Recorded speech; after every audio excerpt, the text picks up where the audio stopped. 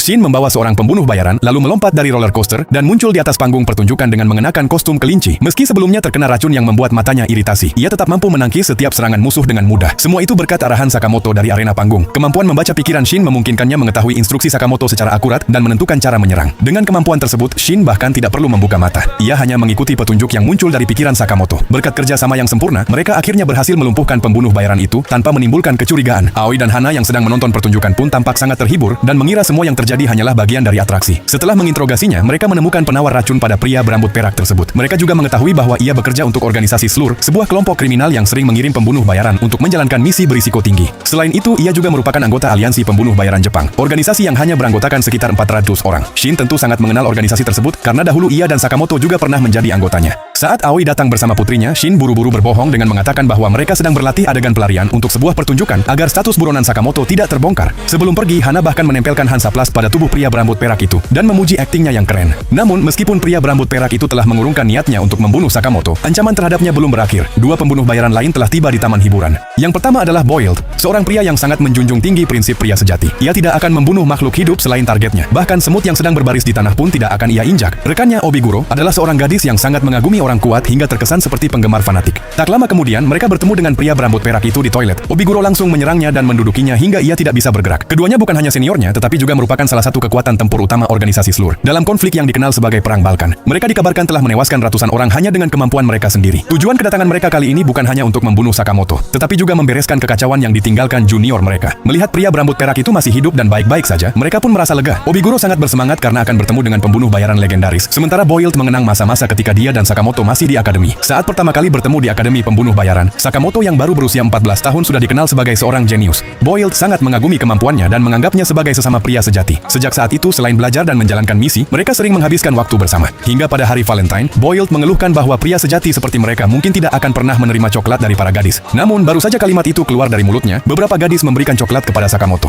Bahkan, loker Sakamoto sudah penuh hadiah coklat. Yang lebih menyakitkan lagi, Nagumo datang sambil mendorong sebuah troli yang penuh dengan coklat untuk Sakamoto. Sejak saat itu, hati Boiled benar-benar hancur, dan ia mencoret Sakamoto dari kategori pria sejati. Sementara itu, efek samping racun mulai muncul sehingga kemampuan membaca pikiran Shin untuk sementara tidak dapat digunakan. Untungnya, sebagian besar wahana yang mereka kunjungi berada di area terbuka. Namun menjelang sore, Aoi dan Hana bersikeras memasuki rumah hantu yang gelap dan tertutup. Tempat seperti itu tentu menjadi medan yang ideal bagi para pembunuh bayaran. Seperti yang diduga, para pembunuh yang menyamar sebagai staf rumah hantu sudah menunggu di dalam. Tidak punya pilihan lain, Sakamoto berpura-pura ketakutan demi menghibur putrinya sambil diam-diam menjatuhkan semua musuh yang menyerangnya. Di sisi lain, Xiaotang benar-benar ketakutan oleh suasana rumah hantu tersebut. Ia kemudian meminum ramuan pengusir roh warisan keluarganya. Namun ketika Shin mencium aromanya, ia menyadari bahwa ramuan itu sebenarnya hanyalah alkohol.